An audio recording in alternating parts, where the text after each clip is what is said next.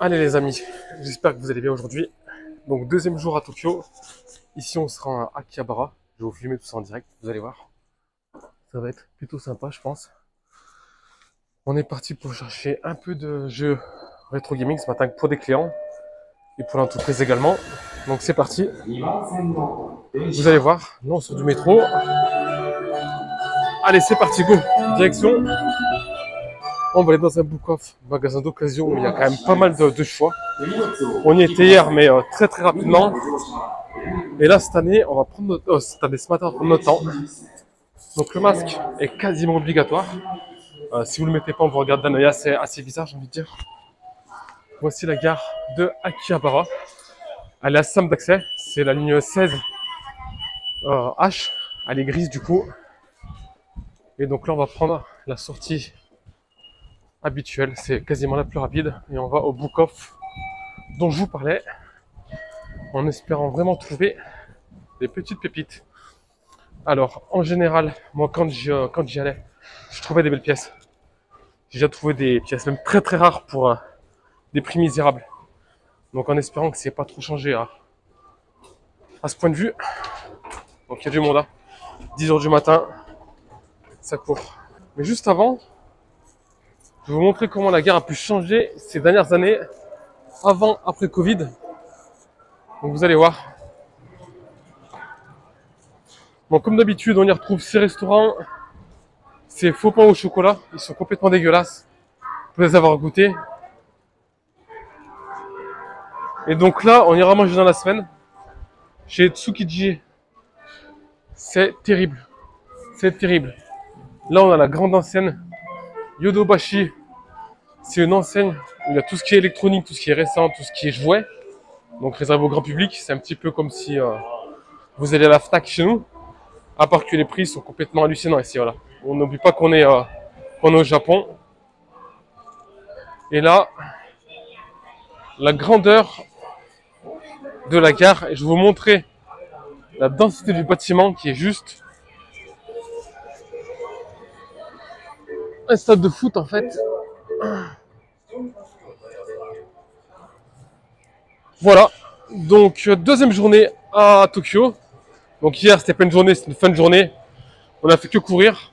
Là ce matin on est parti pour trouver des pépites de rétro gaming exactement. Et cet après-midi on ira du côté de Nakano, faire les book-off, faire le mandarake, faire les boutiques de jeux vidéo d'occasion. On espère en trouver un petit peu tout ce qui nous manque. On continue les amis.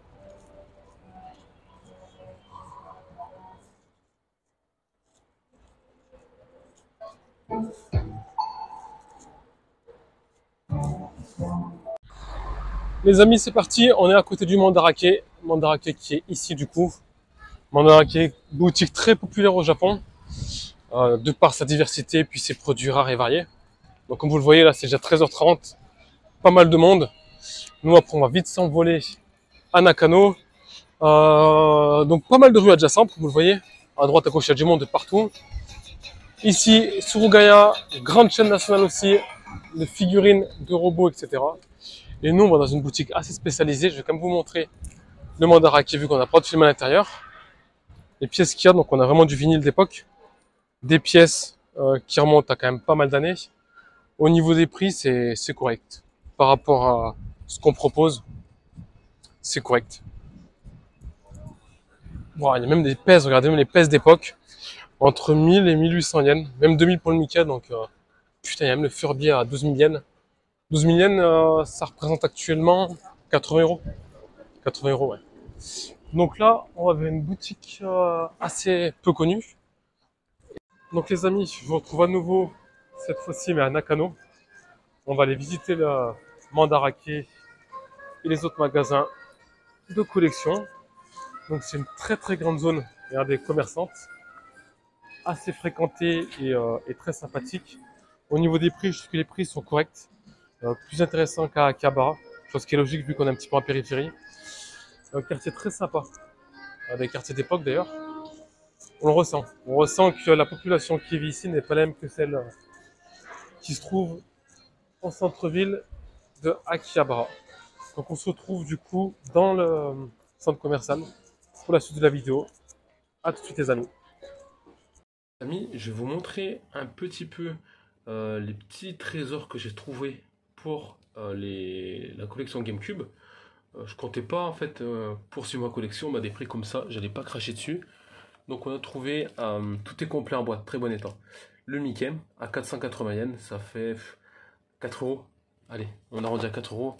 Après j'ai trouvé le Super Smash Bros état moyen pour le même prix. Après on a trouvé le Mario Party pour 2 euros. Ensuite on a trouvé le Shaman King pour 2 euros aussi. Donc c'est un peu la folie. Tout est complet, je le rappelle. Le Mario pareil, on l'a chopé pour 2 euros seulement. Donc là c'est quand même assez incroyable. Après on a trouvé ce petit jeu, je sais même pas ce que c'est. C'est pour le full set. Donc pareil, 2 euros seulement. Un autre Mario Party que j'avais pas, 2 euros. Le Pokémon que j'avais en version française, mais en version Jap, j'aime bien les boîtes. Donc on l'a pris pour le prix de 7 euros. Le One Piece qu'on a pris à 2 euros également. Ensuite le Super Monkey Ball 480 yens, donc même pas 4 euros pour un jeu qui a pas de texte et qui est similaire à la version française. Donc, et enfin le petit Harvest Moon qu'on a chopé à 4 euros. Donc ça c'est pour la partie GameCube. Et j'ai pris d'autres jeux également.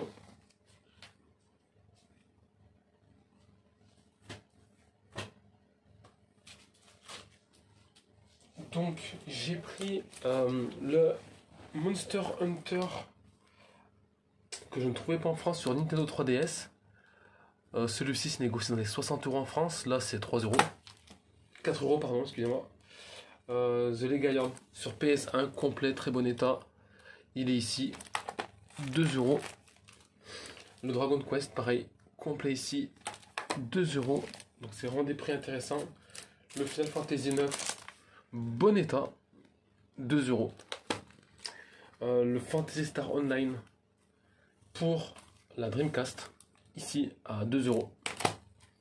Le Breath of Fire 4 PS1 à 4 euros. Le Final Fantasy 7 pareil à 2 euros. Le fameux jeu Détective Conan, alors ça par contre j'étais étonné de le voir, 4 euros. Et enfin le Final Fantasy 8, on le voit ici à 2 euros.